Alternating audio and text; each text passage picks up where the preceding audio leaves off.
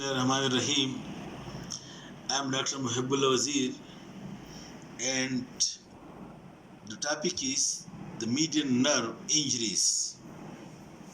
Look, the most common which you will come across is the compression of the median nerve in the carpal tunnel. Over here, when the median nerve passes behind this flexor retinaculum, this median nerve and tightly packed in this over here, and the median nerve I told no, just now it is very superficial. So the median nerve may be injured due to superficial laceration, injury from superficial side, or it may be compressed in the carpal tunnel due to other diseases, for example in diabetics, in pregnancies, in arthritis of the carpal bones, or in synovitis, in any other edema or infection. The median nerve may be compressed, or it may be injured or cut from the superficial side or lacerated. So what will be the effects then? As a doctor, then you will know that the patient will complain that at the lateral 3.5 fingers there is paresthesia, or sensation over these digits is less or absent depending upon the damage of the nerve.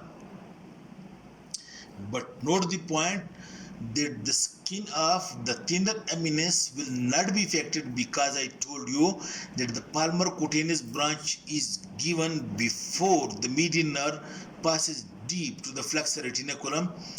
That's why in carpal tunnel syndrome, or CTS, which is a very common disease, this skin of the thinner eminence will be saved. It will be normal, but the skin at the phalanges 3.5 fingers, it will be affected. Then you know that the recurrent branch supplies, or medial dollar branch of the median nerve supplies the muscles of the thinner eminence. So the muscles of the thinner eminence would be paralyzed, and the movement of the thumb would be affected. That is, the abductor pollicis, flexor pollicis, and opponens pollicis, this muscle will be paralyzed, while the flexor pollicis longus, which is attached to the distal phalanx, will not be affected. In this way, the distal phalanx would be able to be flexed, while the other muscles would not be. And then if this condition persists for a long time, these muscles may become wasted out, and when you compare the thinner muscle on the both sides, this will be thinned out or wasted out. And in this way, the patient will be having an effect that the movement of the thumb, except that of the distal phalanx, would be affected, but the opposition movement of the thumb, that would be affected, except the distal phalanx can be flexed, but the opposition will be affected. And what we call it as up hand, in which the opposition of the thumb will be affected. It will be like one will be tried to do but will not be able. That is called as up hand. Okay. Then the other injury of the median nerve is over here above the elbow. If there is, it is usually above the elbow. Usually the injury is because of this supracondylar fracture of the humerus. If there is fracture at this level, the median nerve may be injured over here, or sometimes over here a bony spur is present and connected to the medial epicondyle by ligament.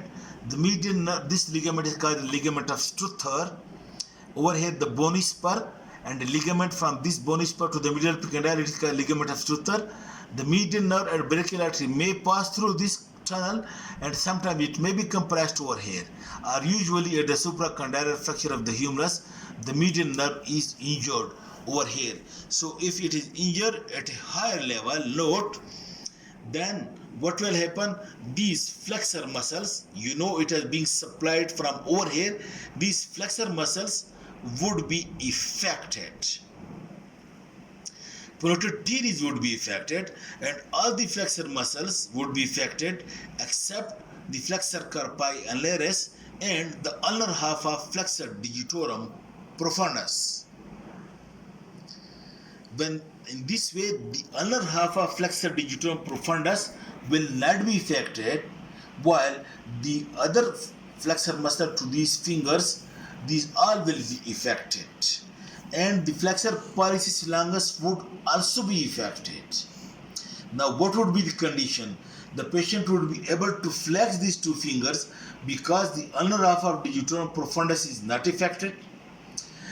These two fingers will not be able to be flexed because the flexor digitorum superficialis and profundus both are affected,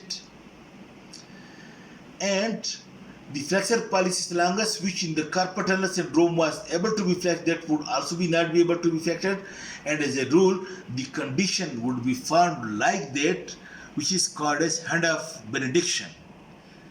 This condition is because of the injury of the median nerve at a supracondylar level, that is hand of benediction. But at the same time, the pronation will also be affected because the pronator teres and pronator quadratus both are paralyzed if the median nerve is being injured at a higher level, and the hand will always remains in the supine position, and like this, these two can be flexed because the ulnar half of the digitorum is not paralyzed, that is supplied by ulnar nerve. And then the other injury, it can also be called as pronator teres syndrome. Pronator teres syndrome is if sometime while the median nerve passing between the two heads of pronator teres over here, it may be clasped between the two heads of pronator teres, and it would be almost equal to the supracondylar fracture damage, but with a little bit difference that this compression effect would be much less than that damage of the nerve because of the fracture. But if it is because of the pronator teres syndrome, pronator teres compression, then it is called as pronator teres syndrome. In this way, the median nerve injuries are the hand of benediction, the up hand, and the pronator teres syndrome, and the carpal tunnel syndrome. I hope you understand, and hopefully you study and you understand. Thank you very much.